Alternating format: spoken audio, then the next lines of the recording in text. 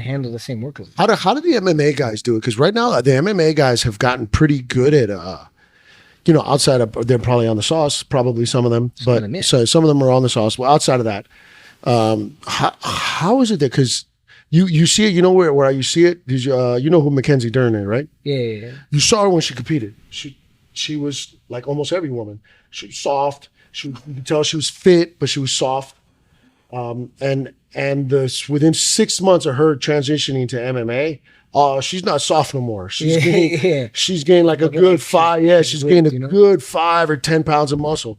And then I heard, we were talking about earlier, the fight dietitian guy, and he was telling me that, or he was saying, he was chatting with Craig Jones, and he was saying, he's like, the MMA guys, at least they follow directions. He's like, there's enough now athletic trainers, there's enough now where it's like they understand. They just go, okay, what do you want me to do? You want me to lift today? Okay. You want me to do yoga today? Okay. You want me to go to do sauna? Okay. I think it's because more organized. That's it. That's all. It's more organized because in MMA you have a team, and that team kind of dictates what's happening, right? Like you have your dietitian, you have your strength coach, at least in the higher ends. Right. The bigger guys. Israel Adesanya, Volkanovski. Right. Yeah. When you're actually doing like actual camps. Yeah. Like when you're high, you're in like a 14-week camp. Everything is kind of dictated for you. You got your striking coach. You know when you're going to go to wrestling. Everything is kind of scheduled out. Right. So they're like way more organized. Versus the average jiu-jitsu athlete knows when he has class, but he's responsible for his own strength and conditioning work. Right? He doesn't have anybody to guide him generally. Like the majority of them are training themselves. Yeah, and that's another thing too. Like I've noticed, like they're in the jiu-jitsu. Well, it's because like I said, the sport is still relatively new. It hasn't been around so long, but there's no season. So there's like it's 365. It's 365 a year. So like one of my friends, he's an active competitor, and we're talking about that. I'm like, man, how do you prep? Like it's like there's no real, unless you pick like 1 or 2 events a year that you're gonna do. Like these are the ones that I do no matter what. Then you can create your own season, but there is no actual season. Well, now you can create a camp. So like with my jiu-jitsu athlete that I work with in particular, like we ask, what events do you have? Okay. At least like 8 weeks out. Okay. Right? And we schedule them out. And we know, okay, yeah, you got Jiu-Jitsu World League yesterday. You got whatever, Pans, Worlds, whatever, on these days. Mm-hmm. You're periodizing, right? So now it's my job, right, to organize like how we're going to train to that event. Right. And that's where people miss. Now, like a lot of the Jiu-Jitsu athletes, they just compete all the fucking time. Right. And if that's the case, you just got to do less. Right? You don't do more strength conditioning, you do less strength conditioning, right? Oh. Because you have too many competitions. You want to go to the competitions relatively recovered. Now you have the other idea of, these competitions don't matter to me as much, so I don't really care how I feel going into them. So if I win or lose, obviously I want to win, but it's just experience. Competing and being in that mindset. Okay. But these competitions, I'm really focusing on trying to win. So then taper less here, work harder here. And you figure out all that kind of stuff. So gotcha. I think though that's really probably going to be the more organized route to do it. But again, it goes back to doing less. So the problem with a lot of strength conditioning coaches is they treat the gym like it's the athlete's fucking job.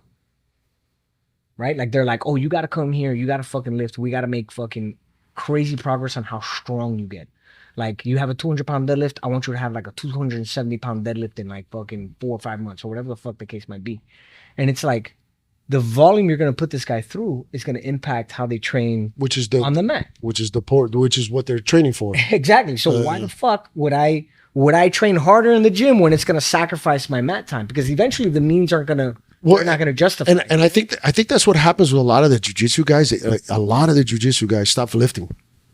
Yeah. They just don't lift. Because it makes more sense to just do more jiu-jitsu. Yeah. Right? Because they can't find a happy medium. I've talked to a couple of jiu-jitsu athletes or even wrestlers that are like, I always felt beat up.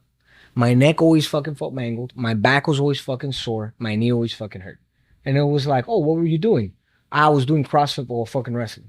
Oh, okay, yeah. That'll fucking do it to you, right? Or like, I know an athlete that was working with somebody who, on a Friday, they're in a field, right? Running 400-meter repeats.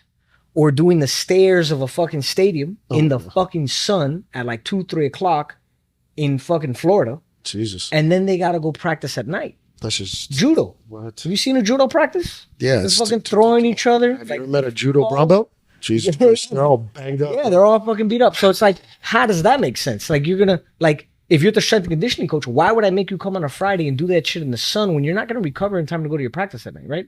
It's conditioning work. It's going to make them better shape. No. Let's figure something out. Put it on a different day, right? Or just change the conditioning entirely to something that's going to be adequate. Right. And that's the thing. And I'm glad. Listen, man, I'm glad that people like you are now getting into the grappling world because like I said, it was Craig Jones said it when he was talking with the fight dietitian guy. He was just saying that because of the fact that jiu-jitsu predominantly comes from Brazil, you know, you got the favela guys, bro. You know, the guys that came from Brazil and they're basically what we were here in the 90s. When I was coming up in fitness, it was just all meatheads. It was all like more is better. Don't be a pussy. Yeah. You know, that type of vibe. Is they think that 2 a days is you have to do 2 a days. You're like, no, you don't. Yeah. No, you don't. Yeah, you really don't. Less is like, honestly, look, I work with my athletes and, you know, I test their 1 rep max on like a deadlift, a squat, whatever the lift may be. And I can show you, I can even pull it up on my phone and show you that they've all gotten stronger and we deadlift less.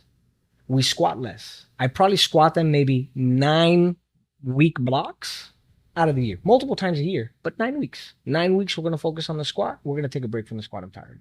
We're going to deadlift. We're still squatting. We're just not doing like a barbell front squat 365 days a year. You know why? Because they're not fucking powerlifting. Yeah, right? That makes no sense. They're not fucking powerlifters, right? Their job is to go choke somebody, you know, not fucking lift as much as they can off the ground. So what's the... Hey guys, thanks for tuning in. I hope you liked that clip. And if you'd like to see another clip, please go here. Or if you'd like to watch the full episode, you can also go here.